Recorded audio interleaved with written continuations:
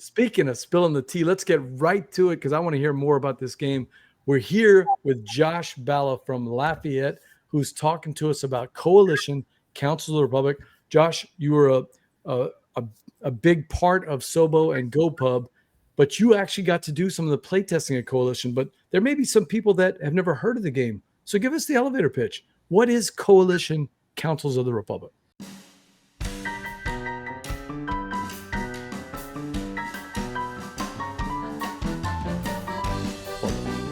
So Coalition, Councils of the Republic, is a negotiation party game for 4 to 15 players. Players take on the role of medieval politicians in a city-state, and you have to draft a new constitution through this values-based shared scoring system. So you've got 4 factions: clergy, nobles, merchants, and rebels, and they all have some overlapping values, some overlapping goals. So every round, you're wheeling and dealing, trying to figure out like what you're going to work towards this round and where you can recruit allies from the other factions. And that's these 4 little the 4 little virtues that we see, right? Yes. This is kind of hard to see with the darkness in the picture, but left to right, that's order, justice, freedom, and wealth, right? And it's not, they're not tied to the different factions in singular. Each of the factions is going to share one of these traits with another faction, right? Yes. Yeah. Every faction cares about 2 of those things. So when you're moving up if you're moving up the factions, if you're actually helping another faction unknowingly, right? Yes. Or is this public knowledge what each person's party is? It is. It is public knowledge. Yes. So very much knowingly. In fact, this game used to have, it has its roots in social deduction. We've kind of let that fall away because the most interesting part of the game we found was the negotiation that comes when you know what everyone wants. Right. So I think really there used to be more like backstabby elements, and we kind of dropped that too because there's other games that do it better. I think what's really interesting about Coalition is that my North Star design-wise has been that you need other people to accomplish things. People that are not on your team that you're not going to win with. You need their buy-in. And that's where the game is. Really. How do you get that? And that's what separates it, I think, at least in my mind, from what I thought early on, because you and I have been talking about this game for years, was a 4-way faction version of Two Rooms and a Boom, where nobody is exactly sure who's on which side, and you're trying to figure out and suss out what other people are doing, to becoming more like, Steve, the Reiner Knizia games that we like sometimes, where you do have some open information, but you got to negotiate a little bit to get to where you want, right? Yeah. Well, it actually, it what the earliest version of it was exactly what you described, like sort of this like 4 faction, Two Rooms and a Boom-esque type situation. What's funny? We brought it to BGGCon in 2022, and that was like kind of a watershed moment for us. There's lots of designers around there, and one of the designers of Two Rooms and a Boom, Alan Girding, came to play, and afterwards he was giving us some feedback, and he said, try the game out where the factions are public information from the start. Just try it and see what happens. And I was like, yeah, I see where your head's at. And so we did, and I haven't looked back. So sometimes you just have to find the fun. Yeah, that's what it was in the early stages. I had this sort of like very rough idea. The only thing that's really the same is that scoring system and dichotomy. We had to find the fun around it. How to best put that shared scoring system to work. So how does that work? How do players score? So, all right. It's called Councils of the Republic because you split into councils. The more players you have, the more councils you have. Each council is a sub-game. And what you do with your council each round is you decide what kind of article we're adding to our new constitution. So that article aligns with one of the 4 virtues: order, wealth, freedom, or justice. So like we sit down, we vote, and we might be on a council together and we vote on order this round, right? That's what we decide. That's what wins. So that's what we're doing. But then if we have enough players, we might have 2 or 3 councils, and they're all doing that same process simultaneously. So you're going to take it and you mark it on the scoreboard. There's not a good image of the scoreboard on our landing page. Yeah, I couldn't find anything on that. I think I have one right here though. We'll see how it looks on stream. If you have assets, you can also share your screen. I think there's a button that you can click on to do that. Oh yeah. So Steve, you know what I'm hearing? I'm hearing Philadelphia 1789, the board game. That's what it feels like. We've got the factions that are vying for how we're going to create this constitution. Yeah, it's very much it's medieval though. We're kind of inspired by the Italian city-states of like the 1500s, like Florence and Venice. They were like the early republics. Sure. So more the feudalist papers than. Yeah. Instead of the Federalist Papers, the Feudalist Papers. Oh God. Josh, that's why we call him the Name Father, because he does it every week, man. I love that. The Republic of Amalfi, or any one of these city-states where there was negotiation going on between the guild houses and between the nobles, right? Yeah. Okay, yeah. So let me see if I can solo you and see if you can show that up. Oh man, it doesn't want to play well with the background. It's not work. Yeah, that's right. That's okay. Well, let's not worry about it. The artwork really brings energy to the game. So tell me about the artwork, because I don't want to skip that over. That's an important component of any kind of game. Yeah. So my partner Coco is the illustrator. We were real good friends all through college, and then we started dating kind of around when I started working on this project, because I'd asked her to illustrate it, and we started hanging out a lot more. Was that a way to hang out more? A little bit, yeah. But I've always thought she was really talented. Steve, you didn't know this is a romantic comedy with the cute meat. That's right. The start of it. That's my favorite kind of movie. It's the first and foremost coalition that happened in this game. It is. Right? Yes, it is. Yeah. So she's a medievalist. That's what she studied in college, medieval history. Oh, okay. She's not from that period, because I was going to say she sounds a lot older than you. Yes, that is her background, BJ. She comes from Medievalia, or she's 600 years old. Come on. No, but so she throws in lots of fun little historical references. It's definitely more inspired by, like, I guess you could say, like, Renaissance fair rules is what her likes to say, instead of trying to be historically accurate. But she knows the history, so it informs a lot of the subtler bits of the character art. If you got any big medieval history nerds, I encourage you to look for Easter eggs in the character art, because we've got Mitchell right here, I think, on the left side. I'm not sure, but it could be Connor, actually. It could be Mitchell and Connor, like an amalgamation of the two of them. I hope that's not me on the right side, Steve. I don't think so, though. So we talked about the 4 factions, but there's also roles, and one of the things that I thought was kind of neat in the game is that when you play a game like Two Rooms and a Boom, or any one of those games, if you're the game master, you're doing the group a favor if you make sure that the first time players don't grab a role that is kind of outside of their comfort zone. You know what I mean? Yes. Oh, great, Mitchell. Sorry. Well, Mitchell, come on. It could be you and Connor there on the left-hand side. It could be. But anyway, is that something that you built into the game? Because that's a worry that I want to make sure that people that are watching this on the Kickstarter know whether or not anybody can play this game that first time. I think anybody can play the game. If you don't mind talking a lot. That's my writer. The game is the table talk. But you have roles like the friar and things like that are made for first timers? Yes. So there's some recommended first timer roles. Every faction has one that just says do a thing and gain influence, which is the game's currency. That's by far the easiest to play. Having more resources makes the game easier to play, right? And it's pretty straightforward. Sure. There's some other like first timer recommended roles as well. So yeah, there's a good onboarding point. There's also a few weirder roles that if you've never played before, or even if you've played once, you might read the card and be like, how do I use this?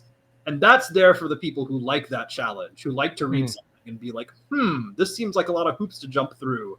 Why is it good? Let me figure that out. There's some of that in the game as well. Steve, where are you on that? You're playing a game like Coalition the first time, and you've got 3 or 4 different roles. What are you looking for? Well, first of all, I'm pleased to hear that some of the social deduction is removed from this, because my poker face in games like this is just awful. But if it's more about finding a spot, I'd probably start with the role that's on rails, because this is a kind of thing where I would need to get more comfortable with the talk. I have no problem talking, but in the context of learning the game, I might want to dip my toe into the pool in the shallow end to begin with. If it's me, I'm looking for the Prince John role. That's just collect as much gold as you can the first time you play villainous, because that's the role I usually give people that are playing villainous first. The most fun about that is not collecting the gold, but every time you do it, going aha. Exactly. Oh, my thumb. But the just give them that role where it's try to collect as much money as possible and try to beat the rest of us. And then you as Josh said, you're going to find a couple of people in the game group. The ones. They're the ones that are going to find a challenge. They're going to be, no, I want to take this really weird character and see if I can, do something with it. What's Dr. Facilier from the one about New Orleans? I'm drawing a blank. What is the name of the movie? The Frog Princess. Yeah. Frog Princess. Yeah. Dr. Facilier. That is an awesome role, but it is really tricky. I mean, you can't just give that role to somebody the first time they play villainous. They're gonna be like, I can't figure out how to win this game. So I'm glad you've done that, Josh. You've got some onboarding roles for that. There's definitely it's just like, do a thing, get influence, and and you want to do that as often as possible. But I think true to the spirit of the game, you usually need someone else to help you accomplish that. So it's a nice little onboarding point where you realize, like, oh man, I got to get someone to help me trigger this thing. For most of them. In terms of like challenge roles, we haven't talked about the independents yet. So there's four factions, 4 parties, and those are your teams, right? So what happens if you have a player count that's not divisible by 4? That's when the independents come in. So they're a lot like the gray roles in Two Rooms and a Boom. They have their own unique win conditions, and those win conditions are not exclusive with any of the parties. So if you have independents in play, one of the 4 parties is going to win, but also potentially any number of the independents could also win. And that I have found people who are achievement hunter types really like playing independents, because they kind of provide a weird challenge. They're like, oh, you need to do X thing at the end of the game, or like you need to end in this, like have the game end in a certain state. So they're a little weird, and you don't get teammates, but you also you can negotiate with anyone, right? Because you don't, you could win with them. So yeah. Can you tell a little bit more about how you were talking about the coalitions and how these are like little mini games, and there's separation of players into one negotiation space from other negotiation spaces. How do they bring back together to create those game end or determining conditions? Yeah, so let's. I'll give you a lowdown on just like the higher level gameplay loop, right? Yeah. So you've got everyone has their assigned councils, but at the start of each round, you have this 5-minute timed like free-form negotiation where you can get up and you can talk to anyone at any council, and you can give them cards too. You can be like, hey teammate, I see that you're broke, like take some influence. Or you can you can do some cross council negotiations and be like, hey, even though we're not teammates, like what are you guys doing over there? Like, can I change your mind at that's the first level of coalition, is like what's going on at my council. The next level is like, can I go sway people at other councils where I'm not? So once the timer goes off, you sit down at your councils, and there's a bid. You bid. That's the voting process essentially, is that you bid influence on, what kind of article you're going to add. Okay. And then once every council's done with that, they all add their articles to the scoreboard, and then So you have to live with the consequences of what your councils have been legislating. So those are again aligned with values. Yes. That will feed two different It changes the rules? Same time. Not exactly. A little bit. So there's these things called edicts. There's 2 of them resolve every round, and it's based on what's ahead on the scoreboard. Let's show up well on camera. So we've got these, I think so. Yeah. So we've got these little tiles here. So there's the wealth edict, justice edict, order edict, freedom edict. So whatever's ahead determines which side these are on. And these all have different effects. And there are some spicier ones that come into play later that they're not exactly rule changes, but they can certainly feel like it. They're quite game warping in the late game. So that's how it ties all back together, is that each council does its own individual thing. But once you sum all that up on the scoreboard, that determines what the edicts are. And that can really, really change your fortunes, depending on what position you're in. Because the parties, they each have their 2 virtues, their 2 values. They tend to like it when their edicts go off, right? Like their game plan is centered around those going off, right? So they want to keep their stuff ahead. But that's quite the challenge. And it's hard to plan on too, because you don't know what's, especially once you add like more than one council to the game, you're like, okay, I know what my table's doing. Mm-hmm. So like I can kind of hedge my bets and think like, oh, we're probably going to get this edict this round. But if you have like 2 or 3 councils, well, you don't know how things are going to go there, right? You can try to predict it. It's fun if you're, if you got a handle on the game, you should try to predict it, but you don't know what they're going to do. So you don't know what edicts are going to be law. And that can really put you ahead or put you behind, depending on what those are. And what kind of time frame are we talking about? It seemed like you guys were able to we would start these sessions, Steve, pretty late at night, like 7 or 8 o'clock. And it didn't seem like you guys were going that long, right? No, the game plays in about an hour, plus or minus 10 minutes, I'd say. Really, you're only as slow as your slowest council. So simultaneously happening. You can just kind of keep adding people. The game keeps trucking along. Yeah, so that it scales from that aspect, because you're just adding people to the councils. You're not creating 10 different councils. It's still going to be a max of 4 councils plus the independents, right?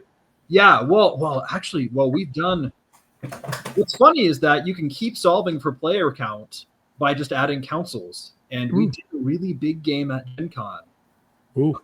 Last year. We had 6 different councils all playing the same game at once. And it did not take that long at all.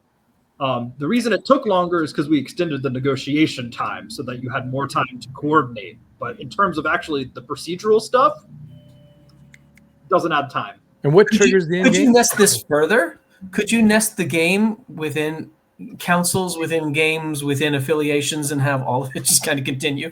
Oh, God. I mean, you could just keep adding councils. I don't know what besides that. It's like every 5 or so players are going to need another council to accommodate. Yeah. People, Seems like it could just continue and just get like layered and layered upon that, because now all of the councils have settled the constitutional roles in this country. But what about the next city-state over, which is a totally other game that could then pool together with this one? Oh, man. That's some deep thought there. Next level.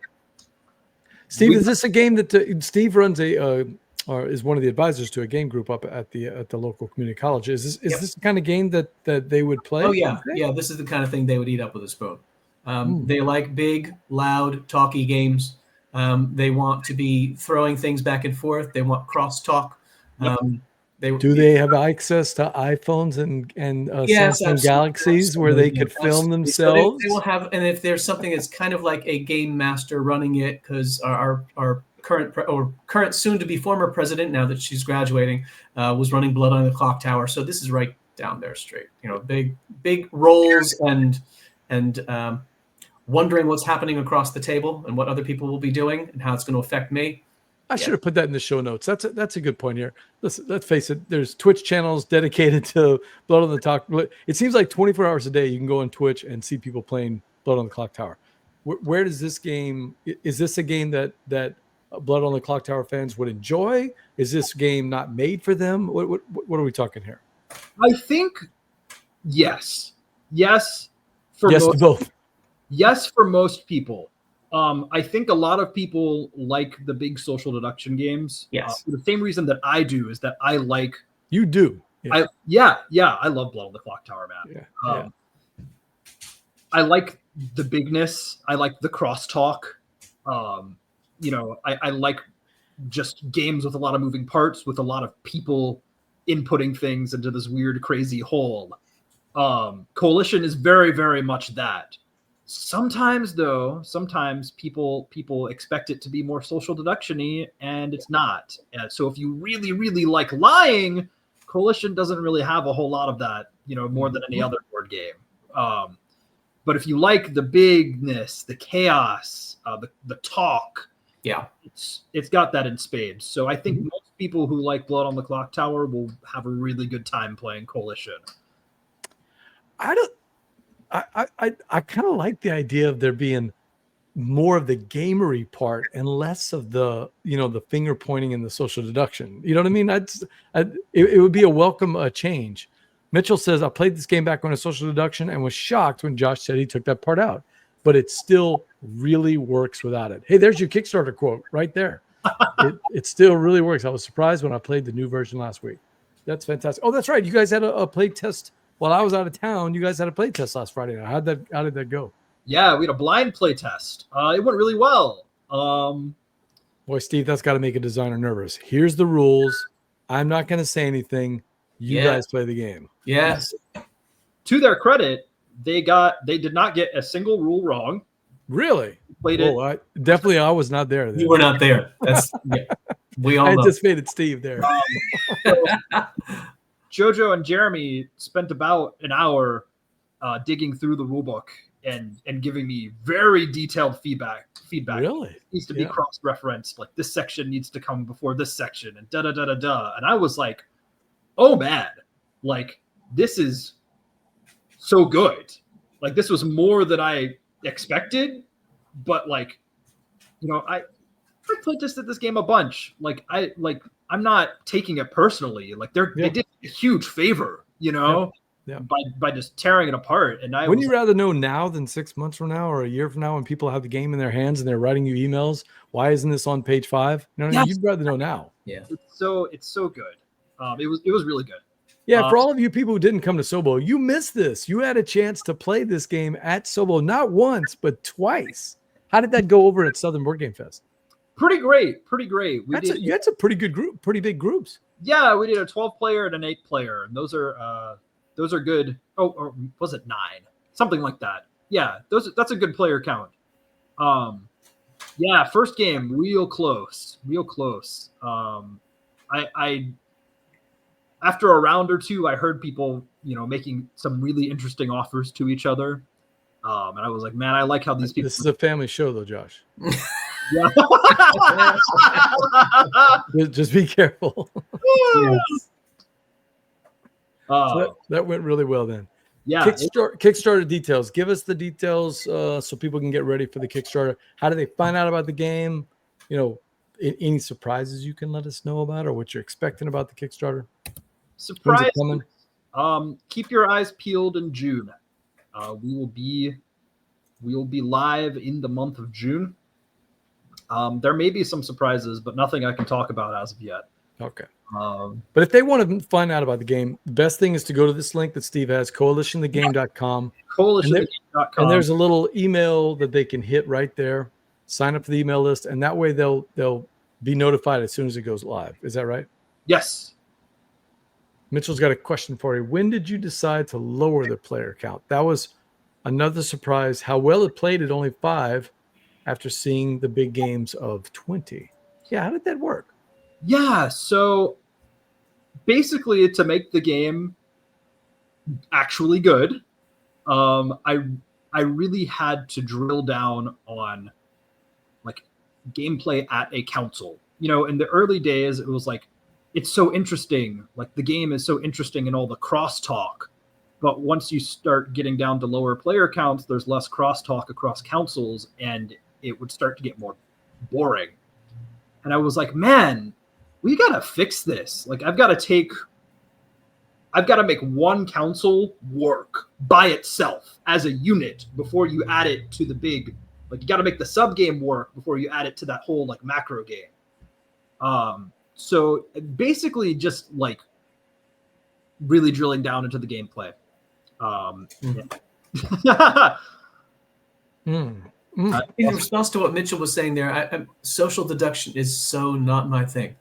For someone who just does not have a poker face, if it's in my head, it's on my face.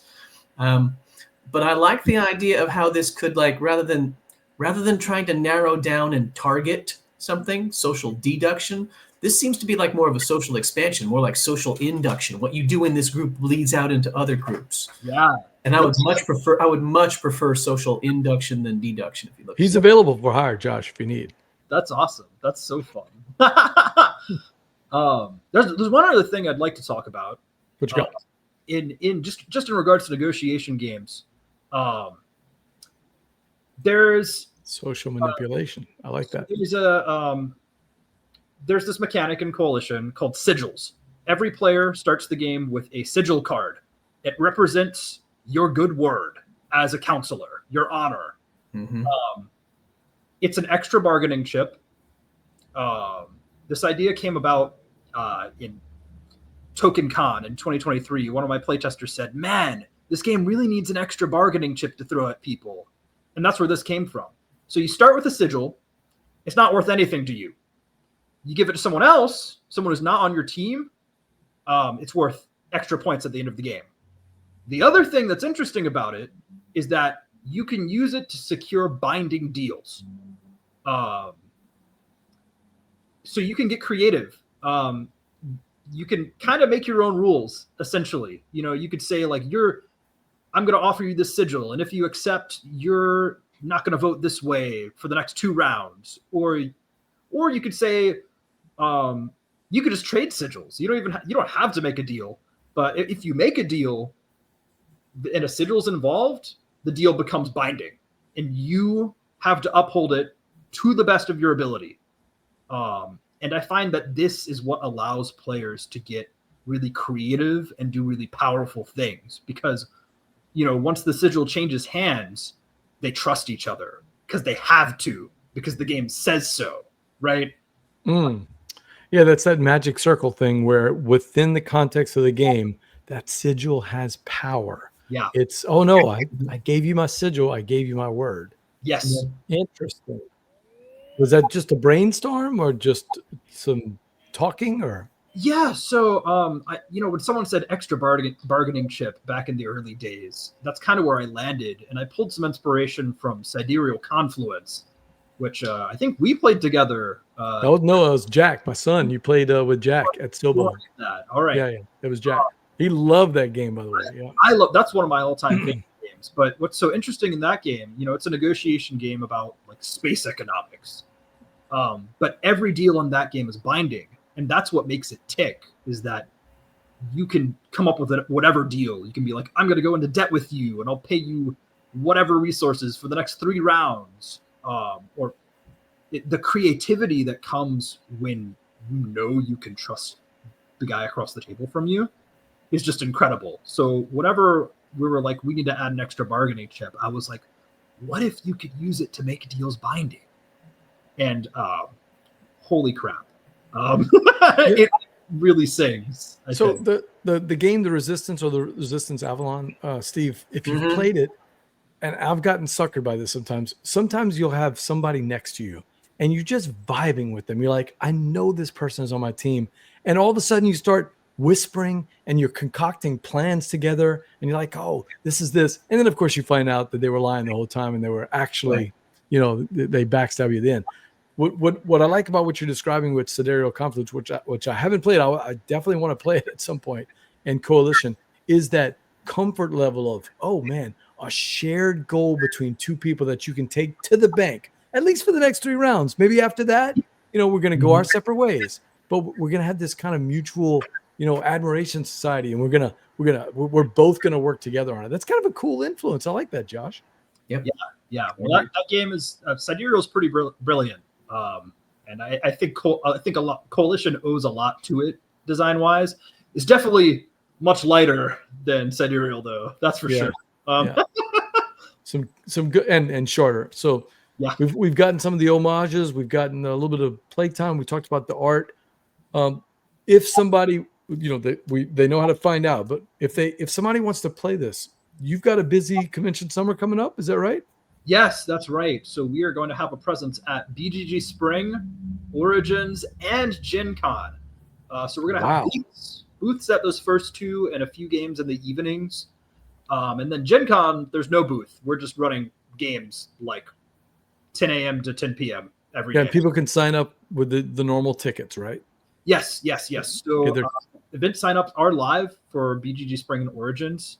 Gen Con signups go live at some point in mid-May. Yeah. I'd like to give a shout out to Taxman Cityway Brewery in downtown Indianapolis, because they will be hosting our Coalition Pub Night events this year. Really? We had one there. We had one with them last year, and we liked it so much, and they liked having us so much that I was like, "Hey, can we just do all 3 nights next year?" And they're like, "Sure, Josh." So I think Coalition plays really well when you have some sort of refreshment in hand. A little root beer in you. Shout out to my buddies Chad and Craig. Chad's been on the show before in the past, but Taxman is the place that they go to when they go to Indianapolis. They love that place. I've never been, but they always rave about that place. Yeah, I was impressed, and frankly, I was pretty impressed with their food menu too, which is saying something. Nice.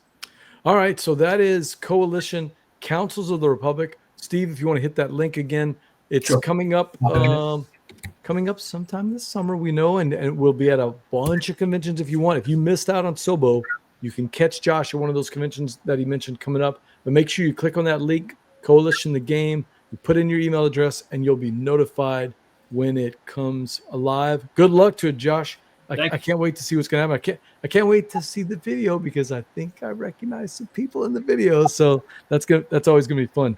I don't get to see Kickstarter videos, Steve, with people I know. So that's going to be kind of neat.